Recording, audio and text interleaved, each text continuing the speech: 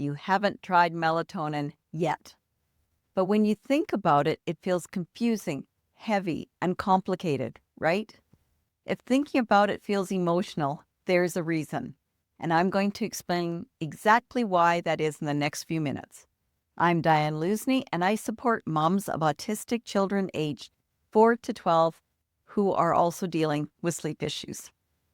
Before we talk about whether melatonin works or when it helps, we need to talk about why this supplement feels so emotionally charged in the first place. Point 1. Melatonin affects the brain. Melatonin is a hormone that acts on your child's circadian rhythm, their internal clock. That means melatonin influences sleep timing, but it also affects hormone cycles, alertness patterns, and even mood regulation. So even though you can buy it over the counter, it doesn't feel as casual as other over-the-counter medications. Think about it this way. Magnesium feels nutritional. Vitamin D feels safe and supportive. Melatonin feels uncertain and possibly neurologically dangerous. When something affects our brain, even gently, our protective instincts activate. And because it's a hormone, there can be more downstream effects, especially around puberty. But that doesn't mean melatonin necessarily equals danger. It means your brain is wired to be cautious about anything that feels serious or long-term. That's actually a sign of good parenting, not overthinking. What you can do. Instead of asking yourself, why am I so uneasy about this? Or, it doesn't feel right, so I won't do it.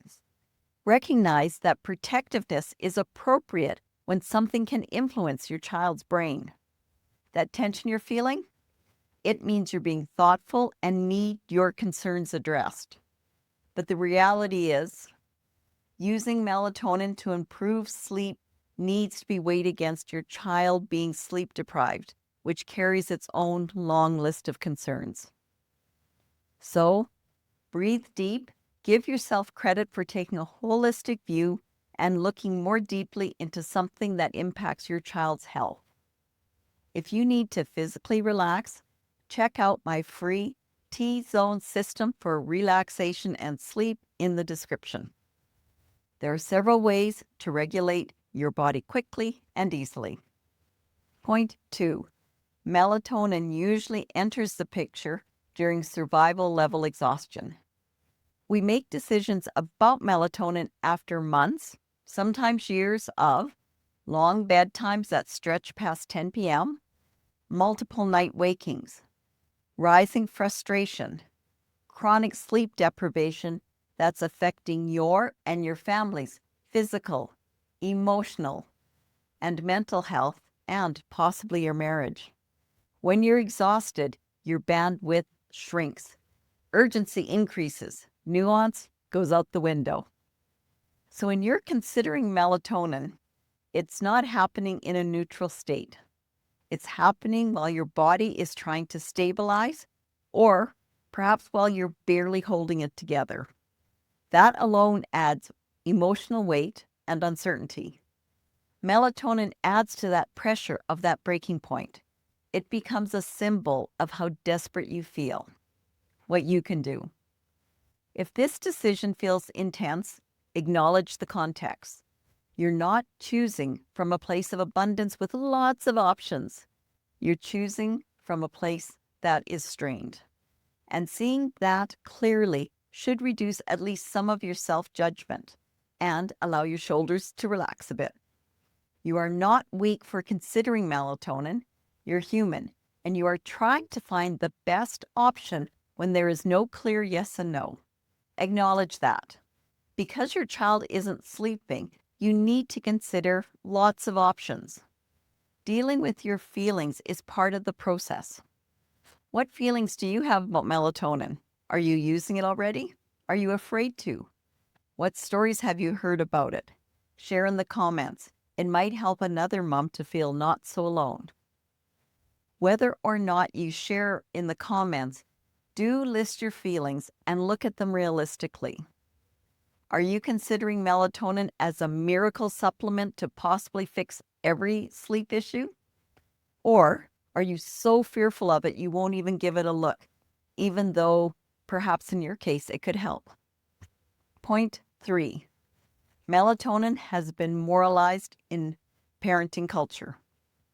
Especially online, melatonin gets polarized. It's either totally harmless, neutral, it must be safe, it's over the counter, everyone uses it, all the way to you're messing with your child's hormones, you're messing with their brain, it causes nightmares, you're disrupting their body. What kind of parent would do that?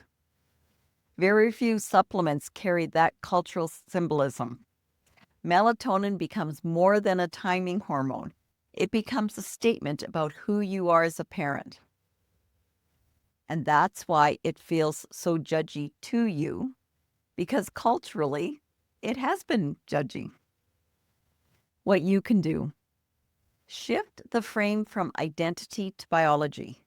Melatonin is one tool that influences circadian timing.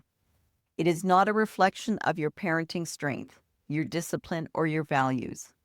Separating the tool from your identity lowers the emotional charge. Melatonin is first and foremost biology, not morality. It's about living in the gray zone, weighing the positives and negatives of so many options. How harmful is melatonin, even for short-term use? How harmful is poor sleep, especially ongoing poor sleep? Is there something you could do before starting melatonin? Does the doctor recommend it? Is there a timeline to test it to see if it works? Are you getting the sense why melatonin feels bigger than other supplements and why it gets the head chatter going? Unfortunately, most people misunderstand what melatonin does. It's always a good sign when a parent asks, okay, but what is melatonin? And what does it actually do in my child's body? How does it work? Once you understand what melatonin can do and the very common misconception of what it doesn't do, the decision to use it or not use it becomes simpler. Click on my next video, Melatonin, How It Actually Works in Your Autistic Child's Body, for more information. See you there.